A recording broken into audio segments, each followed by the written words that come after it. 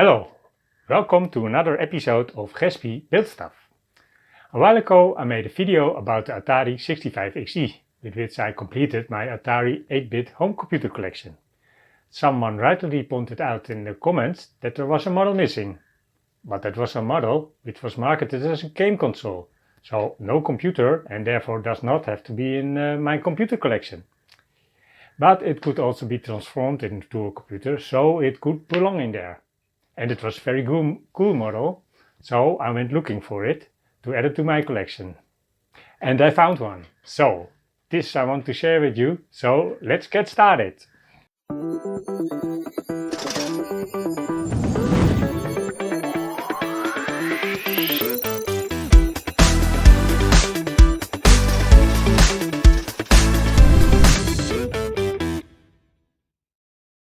This Atari model is a lot rarer than my other models and therefore more difficult to find.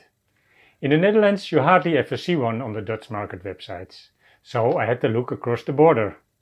But I also wanted a PAL model, so I can connect it to any European TV or monitor. That's why I only could search for it within Europe. But after searching for a while, I found one in Italy and had it sent over to the Netherlands. And here I have it now. So let's open this box fast. Let's open this box.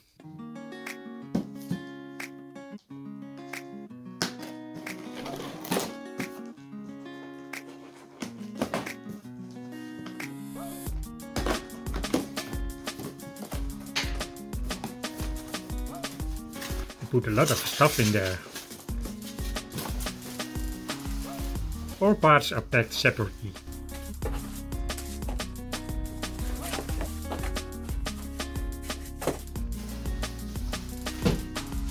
We'll start with this one.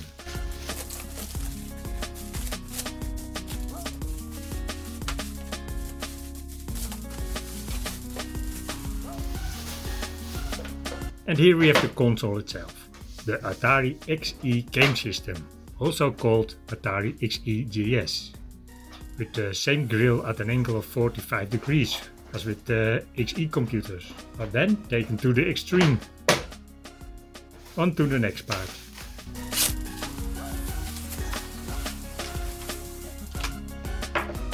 This is the keyboard.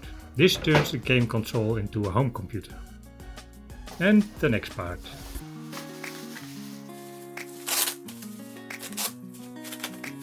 Two games are included, Bug Hunt and Flight Simulator.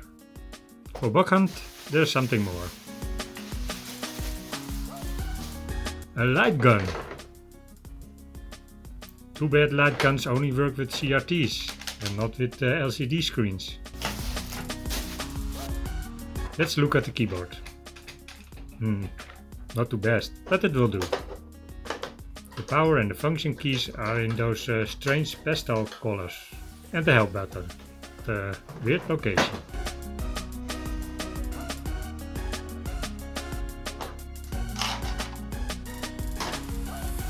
Here is the keyboard connection, also placed so strangely at an angle.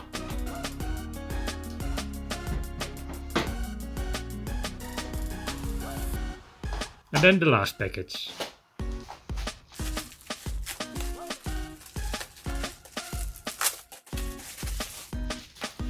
Here we have the joystick, the well-known CX40, which was also included with the 2600, but this time in grey. And that is it. The complete set of the Atari XE Game System.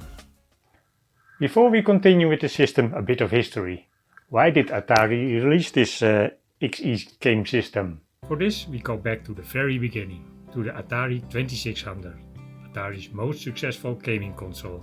Atari really ruled the gaming console market with this model, but at some point the 2600 became too old. A successor had to be made. First the Atari 5200 was released, but it flopped. Then came the Atari 17800. It could also play Atari 2600 games.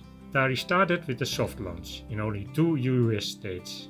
But then in 1983 came the great video game crash in the USA. And Atari was sold to Jack Tramiel in 1984. He cancelled all gaming activities, including the 17800. Atari only focused on computers, starting with the development of the Atari ST line. And the existing 8-bit computers were also continued, but with a new look. That became the Atari 130 XE and the 65 XE. But then, in 1985, there was Nintendo with the NES. In Japan, this was a successful under the name Famicom, and now they wanted to conquer the US and the rest of the world with it. In the US, they were still licking the wounds of the video game crash, but Nintendo still managed to get the NES in the stores. By promoting the game console as a toy, they managed to get a place in the stores at the toy department. To get it seen as a toy, they included a toy robot and a light gun. And the NES became a huge success. And Atari wasn't happy about that. Previously, they were a dominant party in the game console market, and now this was taken over by the Japanese Nintendo. Atari was eager to also get a piece of that market pie.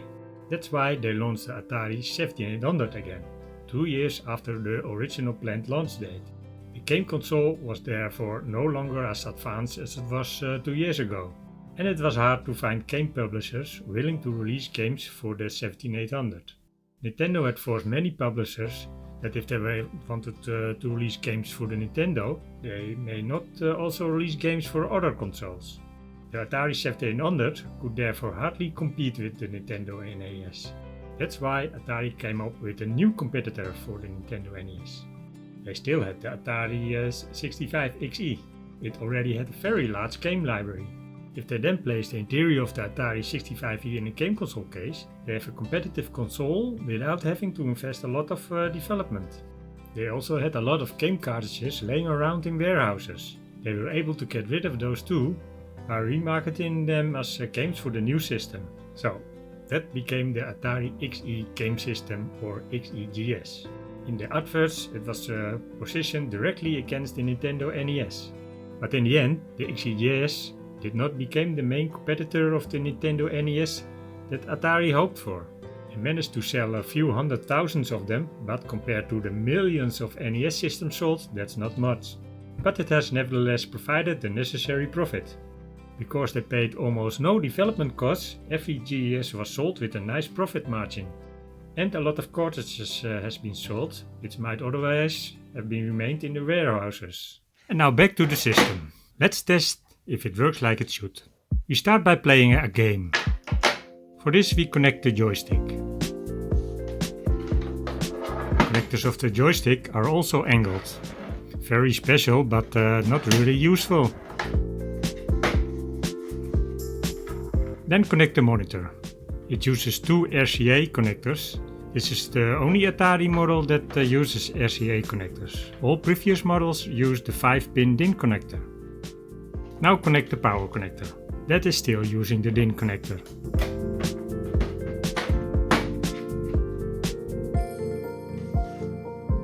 Okay, let's turn it on.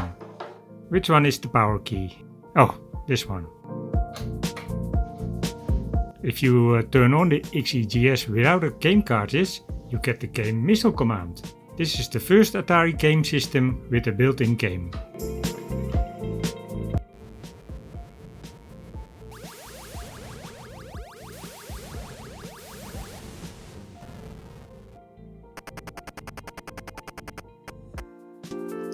So, that was missile command. Let's try another game. We're going to try Pac-Man. Even the cartridge port is at an angle.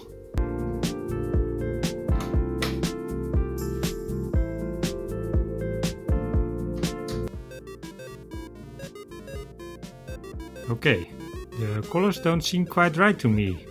Let's see if we can fix that later.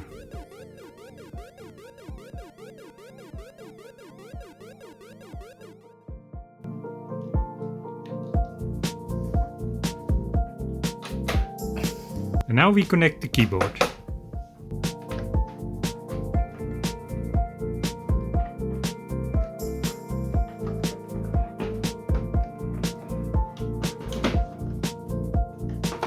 You can click the keyboard onto the system.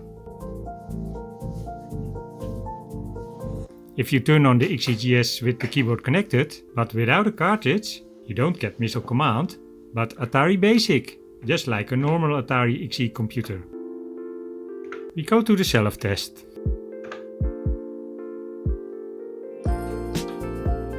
And test the keyboard.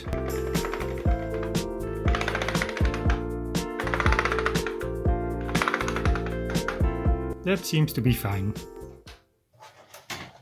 Now, let's see how we can open the system. In order to not cause any scratches, I put something under it.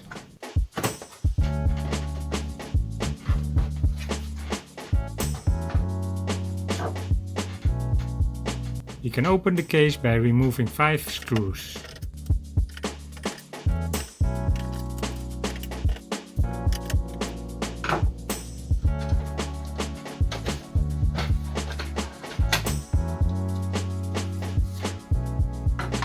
Also on this system, the electronics are completely encapsulated in a metal shield.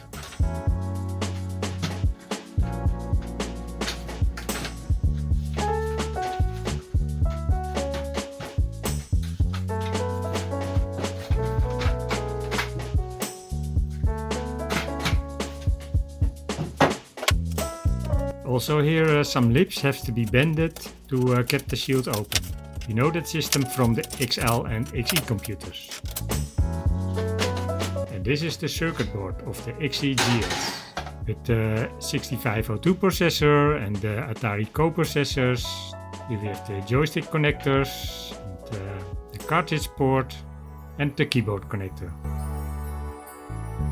And here we have a potentiometer which we can use to adjust the colors. So I have loaded a color test program. See if I get the colors as on the example on my tablet. Now this seems to be correct. Now test if the colors of Pac-Man are better.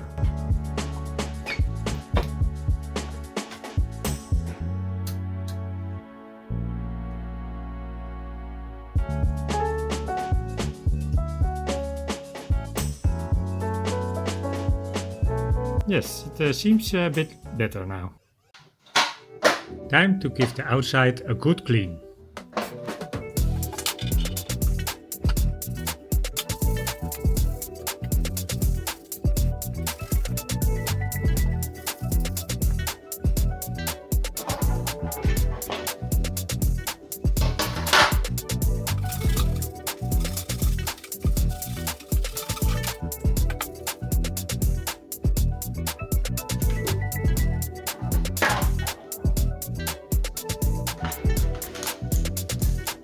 The joystick could also use some cleaning.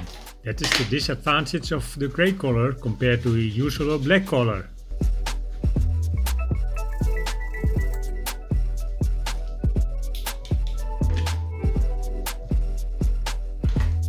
And finally the light gun.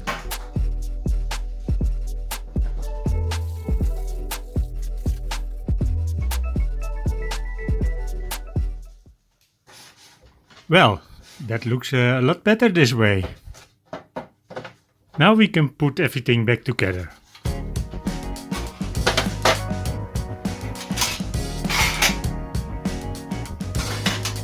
I'll put it back in the metal shield. Although the shield is no longer really necessary, I prefer to leave the Atari as original as possible.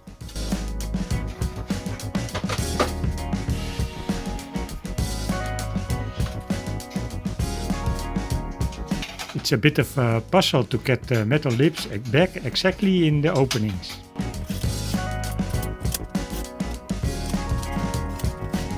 Finally, all the lips are in place. Then we can close the shield again.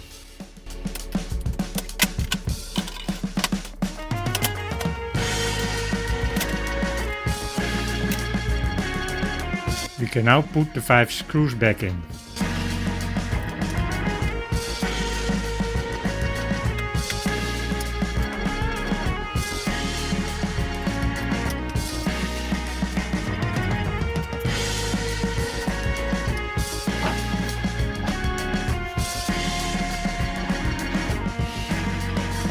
So, everything is back together.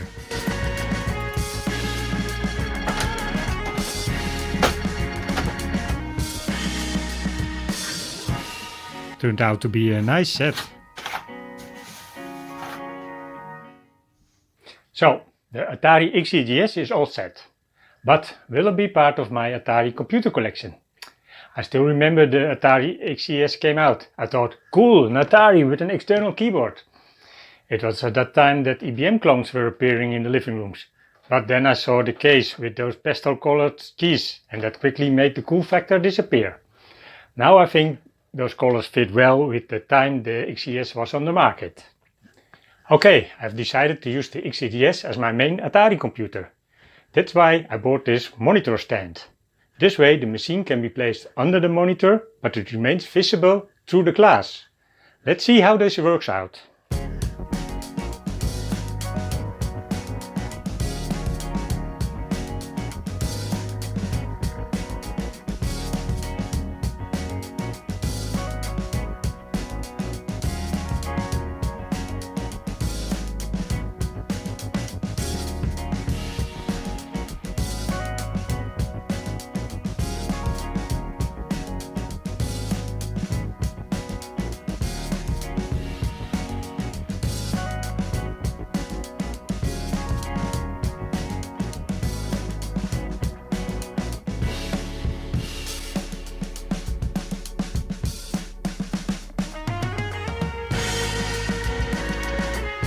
So, this way it has become a real Atari computer set, but it can also still be used for gaming.